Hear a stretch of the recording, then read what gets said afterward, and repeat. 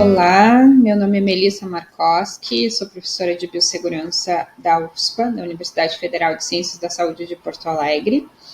E eu acho que, com relação ao retorno das atividades escolares, nesse momento onde nós estamos, então, vivenciando um novo aumento de casos, né? Felizmente, com o número de mortes baixo, porque grande parte da população está vacinada, mas considerando que as crianças, né, em sua maioria, não estão vacinadas, nós temos aí crianças dos 5 aos 11 anos que agora estão iniciando a vacinação, né, com uma dose de vacina, mas a grande maioria das crianças ainda não.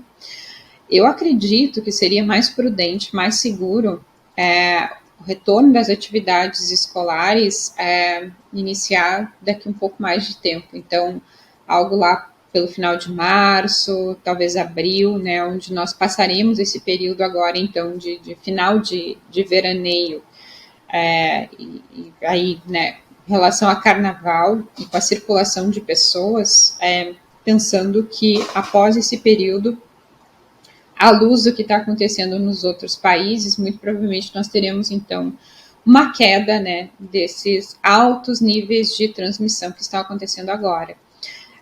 Se nós pensarmos um cenário que você vai colocar as crianças na escola, né, então você vai aproximar crianças de famílias que se cuidam bastante com relação à doença, daquelas que não se cuidam tanto, você vai sim aumentar essa transmissão e você vai proporcionar a doença chegar em pessoas mais suscetíveis, aquelas pessoas que mesmo com a vacinação elas não conseguem se proteger da doença. A doença, ela é ainda uma incógnita com relação a que tipo de sintomas ela vai gerar, né? Desde não gerar sintomas até alguns sintomas leves, isso é o que acontece na maioria, né? Para a maioria das pessoas. Mas você tem situações onde sim, você vai ter alguns casos que a pessoa, depois de um tempo, vai ter situações neurológicas envolvendo perda de memória, envolvendo perda de paladar, principalmente com relação a Ômicron, já tem casos relacionando isso à perda de audição, né, e a questão da fadiga também. Então, você tem essas situações e você sim pode ter um aumento daí de sintomas respiratórios, né, mais complicados, que exigem, por vezes, a questão de hospitalização, ou pelo menos de atendimento médico, né, o que também sobrecarrega os sistemas de saúde. Então, se há uma maneira de nós evitarmos isso nesse período agora, né, pelo menos os meses aqui de fevereiro e o início de março, que são meses mais críticos, seria o ideal.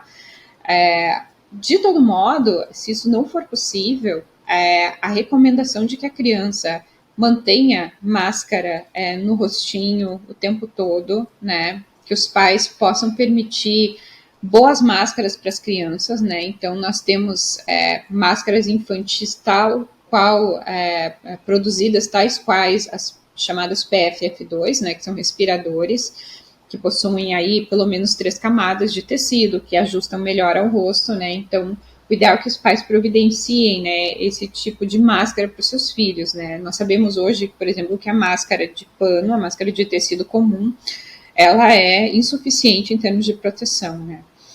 Fora isso também, né, prevenir as crianças sobre a questão de distanciamento, não falar muito próximo aos coleguinhas, né, ter esse cuidado, né, mas principalmente manter a máscara no local. E para os pais também essa questão com relação à vacinação.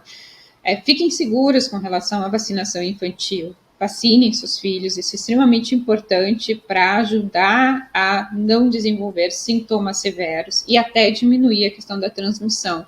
Visto que as pessoas vacinadas, elas têm uma proteção no corpo que garante, né, essa neutralização do vírus em muito menos dias do que uma pessoa não vacinada, certo? Então, são esses os cuidados aqui, as observações que eu deixo com relação à questão de retorno às atividades presenciais, né?